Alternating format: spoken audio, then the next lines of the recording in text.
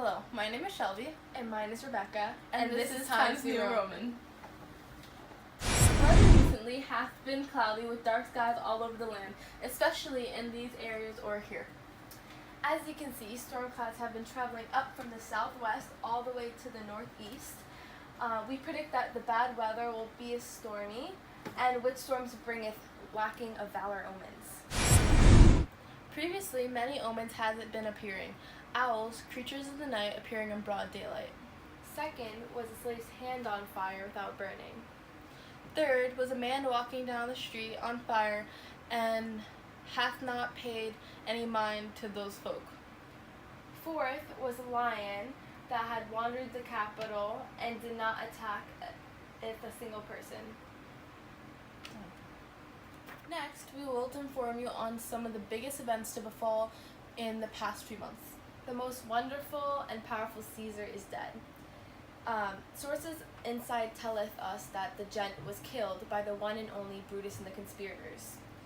And a funeral was held for the most wonderful Caesar to commemorate the gent and giveth an explanation on his death. A source inside the scene hath told us that Caesar's last words to Brutus through a visual representation with the source hath the gents believeth hath happened.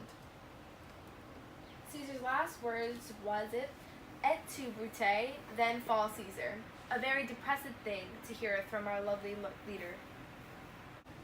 At the funeral, sources have led us to believe that there was some unneeded tension between Brutus and Mark Antony, especially when he pulled out Caesar's will for all the citizens of Rome to see. Shelby, would you like to roll the clip?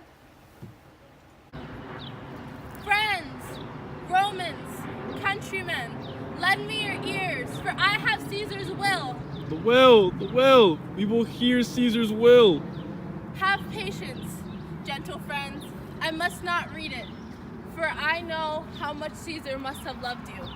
Mark Antony refrained from reading the will at first, and we could sense that more tension between Mark Antony, Brutus, and Cassius.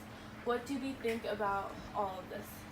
Methinks that maybe Antony hates Brutus and Cassius for those gents have had us done to Caesar. I concur that gent did not seem to be the happiest around those folk. Doth thee bethink 'twas right that Antony wanted revenge on Brutus and Cassius? I believe it that Caesar has to be avenged, but I doth believe that any more people should kick us the bucket. What about thee? On the contrary, I believe it that Antony should doth, there's a few, or none, will entertain it is necessary to avenge Caesar's death.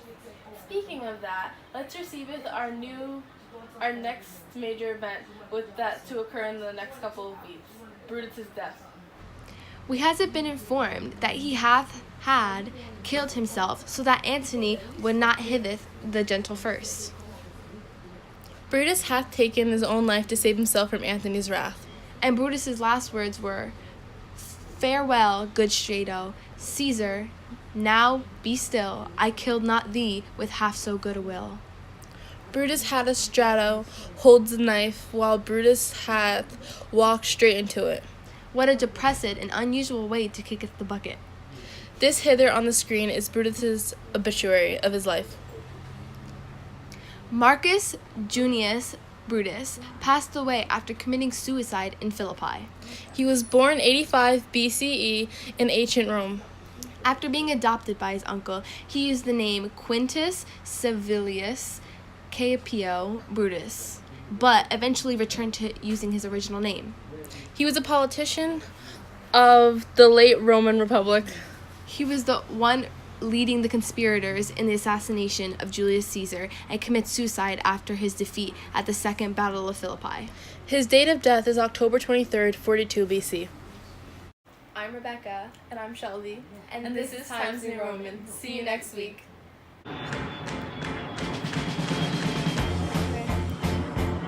Wait, how about this? Don't drop me. Okay. Okay.